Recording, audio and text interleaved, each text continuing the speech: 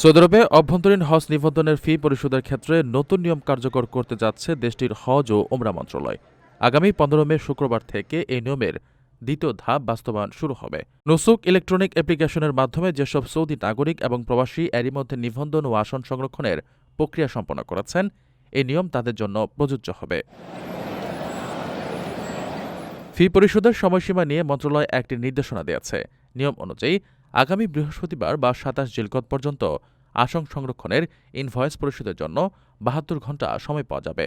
তবে এর ঠিক পরদিন অর্থাৎ শুক্রবার বা ২৮ জিলকদ এই ফি পরিশোধের জন্য সময় মিলবে মাত্র ৬ ঘণ্টা। মূলত সর্বোচ্চ সংখ্যক হাজি যেন নির্বিঘ্নে এই সুযোগটি কাজে লাগাতে পারেন তা নিশ্চিত করতেই এমন সিদ্ধান্ত নেওয়া হয়েছে। নির্ধারিত সময়ের মধ্যে ফি পরিশোধে ব্যর্থ হলে স্বয়ংক্রিয়ভাবে হজের নিবন্ধন বাতিল হয়ে যাবে বলে সতর্ক করা হয়েছে। নিবন্ধিত ব্যক্তিদের এই ফি জমা দিতে হবে সৌদি আরবের সমন্বিত পেমেন্ট ব্যবস্থা সাদাত এর মাধ্যমে। হজ ব্যবস্থাপনায় আসন বণ্টন সুসংগঠিত করা এবং সুযোগ প্রদানের ক্ষেত্রে সবার জন্য স্বচ্ছতা ও ন্যায্যতা নিশ্চিত করার লক্ষ্যেই এই আধুনিক ডিজিটাল প্রক্রিয়া চালু করাচ্ছে কর্তৃপক্ষ।